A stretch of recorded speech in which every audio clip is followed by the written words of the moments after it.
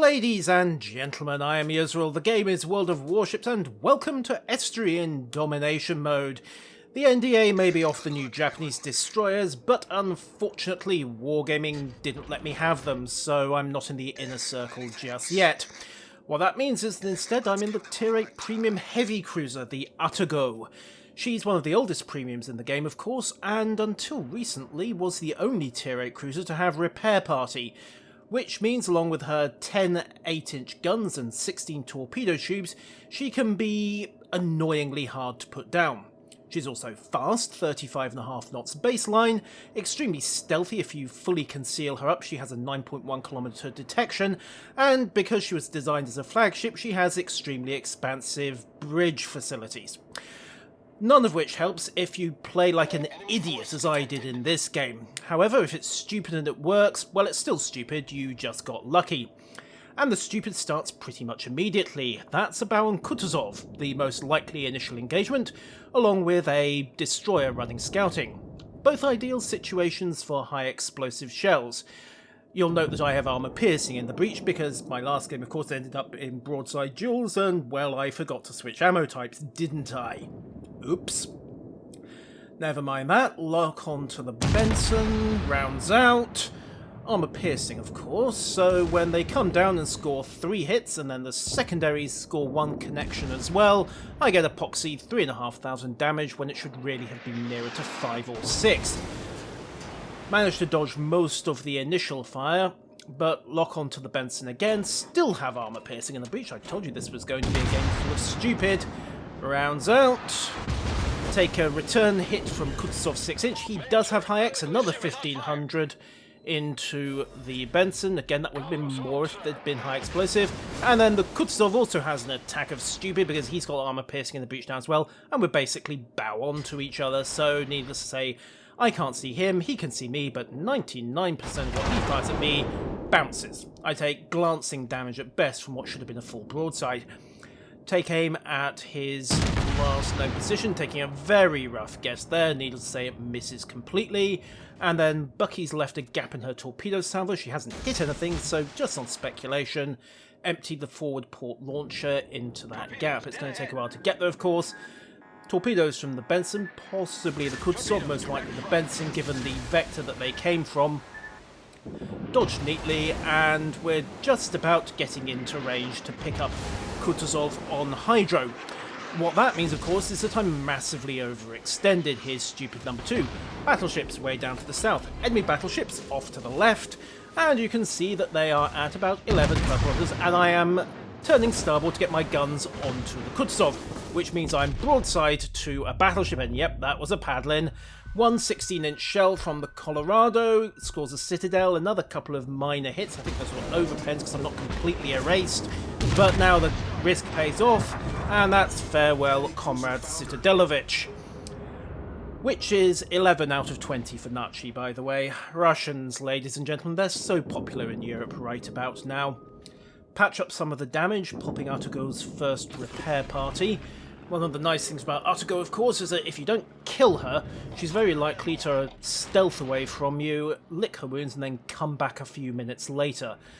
As this Benson's about to discover. Now, I really do have high X in the breach. He makes a turn, he's a prisoner of his own rudder, and at 6 kilometers, it's kinda hard to miss. 6 hits and a fire gets me about 5,000 damage, which isn't great. I may have just saturated the stern a little. I was hoping for more than that. He decides he's had enough, says screw it, pops a smoke, and turns away. I'm quite happy to do the same, except the whole smoke bit, because I haven't got any. So we just turn away from each other, break contact, and it's a moment's peace when I get the turrets turned round and lined up for the next engagement. And that's one of Atago's big advantages with this concealment.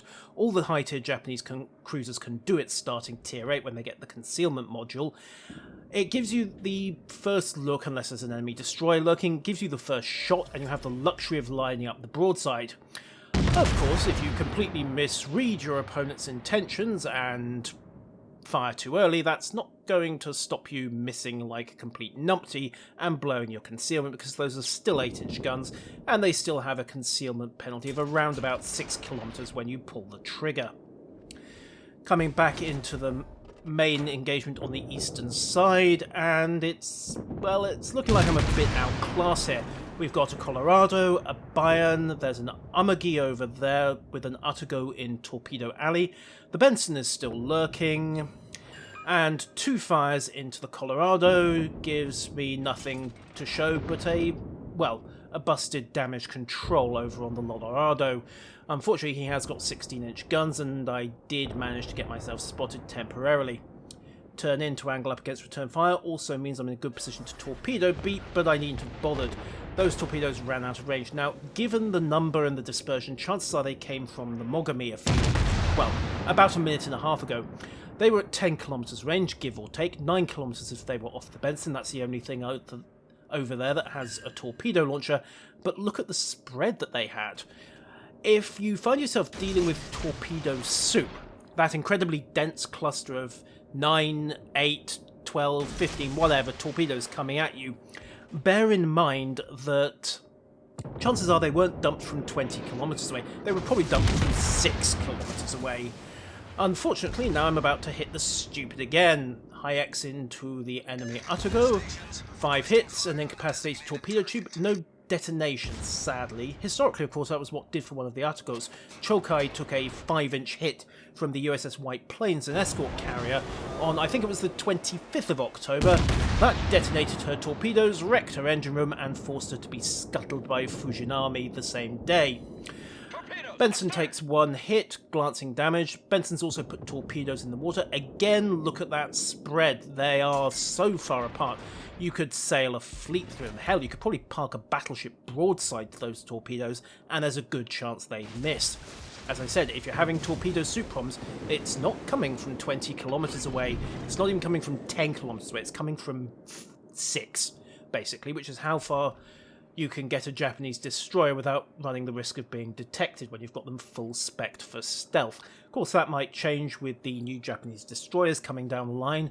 I think Akatsuki, well, a very elephant ship, is going to have some real problems with that. She's tier 7, she's got a 7.4 base detection, something like that. So she's going to be in trouble if she runs into a Benson. And I'm also in trouble because, well, who put that island there? Yeah, turn to get guns on the Benson, miss completely, and now I'm dead stop broadside to 2 battleships. Happily, fortune favours fools, small children, and ships called Enterprise, because the Bayern was looking the wrong way, the Colorado was too busy dodging torpedoes, and by the time either of them in a position to react, I'm off their detection and back into stealth, so they don't have a target to shoot at. Reverse off the island, delete the whole incident from the logbook, polish out the dents in the bow, and we're back full forwards. I am just so very lucky that the Benson was too busy running, of all things, from a Fubuki. He could really have pressed the engagement here and gone for it. In fact, that may be what he's trying to do. He's barreling in again, straight ahead this time, not bothering to turn. Hasn't picked up Bucky by the looks of things, which comes back to bite him because he takes a salvo from Bucky, takes a salvo from me, and by the time he gets his own guns round and engaged, Bucky's got the second salvo away, and that finishes him off. The Japanese 12.7 centimeter gun, currently tier 7 plus, going down to tier 6 plus with the new Bucky, the tier 6 that's currently going on the name of Ayanami, and of course the revamped Hatsuharu as well.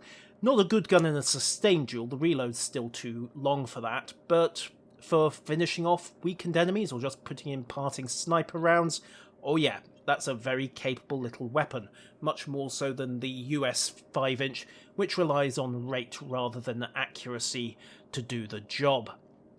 So we've pretty much taken off the northeastern corner of the map. Crazy Penguin in the Fubuki is going to pursue down those 2 battleships. He can have some fun with them. The enemy destroyers are accounted for, which means that I don't have to worry about stealth quite so much. In fact, I'm probably the stealthiest thing on the map right now. My main problems are the aircraft from the enemy carrier, which have just helped cross-drop the Fuso, although it was the enemy Tirpitz that finally got the kill, and, well, the Edinburgh that's over there as well. Oh, and the enemy Atago. This is not a great situation to be in. Has to be said that Leo 82X can be forgiven a little bit of salt here. He fought a very valiant delaying action over on the western side along with a few of the others. Unfortunately, they basically ran into the enemy's heavy metal, and well, the Soul is a tier 6 battleship. You can't expect her to stand against, well, 2 tier 8 battleships, a tier 8 US cruiser, and a tier 8 British cruiser, the Edinburgh. Such misfortune. However, we're in a position to engage now. Friendly torpedo bombers go in and give the New Orleans the good news. I line up on the Edinburgh. I'm undetected. I've got the advantage in stealth, so I can happily take my time on this first all-important broadside. He was broadsides on, but he sees the shells coming in, turns, and I get 2 poxy bounces and no damage. Break away, break contact. The battleships have focused up on our Bismarck, so I don't have to worry too much about them. Try for another shot on the Edinburgh. This time he's a prisoner of his rudder, so he can't pull another evasive as per the one he did earlier. And boom, 5 hits and 2 overpens. Solid. Luckily that was high X from the Armaghy, so I don't take too much of a beating. If that had been AP, I would have been in fairly serious trouble. However, I am down to 1 charge on my repair party, so I need to be a bit careful about how I use it. Lined up on the New Orleans, armour piercing out. Again, I'm trying for some citadels, but sadly, it's not to be. The rounds come down, but I've misjudged my aim. They come down too short. 1 overpen, 1 bounce on the stern. Still, it gave him the good news, and the other ships are also backing off. That gives us an opportunity to essentially play a tag team game. We can swing out one at a time, take turns in the line of fire, trying to mitigate the damage a little, while focusing our own rounds, once I'm back into range, on a given target. And if we can pull this off, we might just be able to win. The problem is that this grinder strategy of rotating in and out of the line of fire requires us to keep giving sea room if the enemy decides to push their advance. Happily for us, they're not pushing their advance, they're turning away as well, so we don't have to worry too much about them just bulldozing their way into the capture point. What we do need to worry about, of course, is where that Edinburgh has gone, because it's not the most concealable ship on the map right now, but it could still dump a couple of very nasty surprises if it gets round onto the flank, and get some broadside shots as a result. However, in order to do that, it's got to go through our control point, and that's not been triggered, so we'll get some early warning if that happens. Tag team with the friendly Bismarck, who is valiantly soaking up high X. Turn again, remember, 9.1 detection. I've not visible to the enemy. I've got the luxury of lining up my shots. Lay onto the Tirpitz' superstructure, no point firing into the armoured belt with 8-inch guns at 9 kilometres. Rounds out, dump torpedoes along the vector, dump one just inside in case he turns. I don't really expect these to hit anything, I just expect them to hurt him, force him to turn if he anticipates, and yep, he's turning. So that takes his stern batteries out of the fight for a moment. It means he's only got 4 guns in play. I can justify taking the risk because they're pointing completely the wrong way, and drop another broadside. 6 shells, 2 fires. He's going to have to blow his damage control to contain that, or he's going to take too much damage. Yep, there he goes, the smoke's out. So we now know his damage control is on cooldown for approximately 90 seconds if he's on premium. Torpedoes in the water again from the port stern launcher, and I'm not detected, so he won't have a reason to anticipate the launch. And then wait for him to stabilise, because if he gets complacent, there we go. Despite the replay locking onto the New Orleans here, I'm actually locked onto the Tirpitz at this point. I was firing down his launch vector. Speaking of the New Orleans, he's almost dead, so instead of firing at the Tirpitz, put high X into the New Orleans. AP would have been a better choice here, but, well, you fire at what you can kill. And in this case, a broadside from the Hipper finishes the job for us. The Edinburgh drops the Scharnhorst at the same moment, so we know he's wandered off north to the control point. He's out of the equation as far as we're concerned down here in the south. Rounds out towards the Tirpitz, bad ammunition choice again, but luckily for me, he misjudges his turn, eats a torpedo, and 1 penetration, 1 shatter and 2 bounces, so back to high X and superstructure shots. AP against the Tirpitz can do quite nicely, but you need to be close, and ideally you need to be firing into the superstructure or the upper belt. Especially the upper belt if you're using battleship grade armour piercing. Aiming for citadels at close range on a German battleship, especially at high tiers. Courtesy of that turtleback citadel, waste of time, honestly. The upper belt gives you more consistent damage because you're more likely to get regular penetrations. And with the high X, of course, you're just firing into the lightly armoured superstructure, and with him on 500 health, it's just a question of whose rounds are going to get there first. So mine are out, there go the Hipper, there goes the Bismarck as well. My rounds got there first, so yeah. Right, that just leaves the Umagi, who is on, what, 20,000 health and regretting his life choices. It was looking like an even fight, and it still might be because our Bisco is looking distinctly fragile over there. Been dunked in too much tea and too much high explosive as well. Rounds come down from the Umagi. Bisco's still in it. There's still a chance. Umagi's stern guns fire. Bisco gets her forward guns away. Our other Biscuit sinks the Edinburgh. Well, that was a close-range duel, and now we've started capping. So, cheeky salvo over the hills into the Umagi. Broadside on, nice easy target. Unfortunately, it's at around about this point that, yep, the Umagi finally lands that final killer hit onto our southern Bismarck, who, it must be said, tanked valiantly and enabled us to wipe out most of the enemy's threat to our southern force. Unfortunately, we've still got the enemy's strike wing to worry about, and one of the big problems with Atago, like all the Japanese cruisers, is that her anti-air suite is, well, to put it politely, it's garbage. You do have the option for defensive fire, of course, but you have to dump hydroacoustic to get it. So often the best you'll have in terms of a general purpose layout like this one is one poxy catapult fighter, and when you're up against a tier 8 or 9 strike wing, that's basically a speed bump.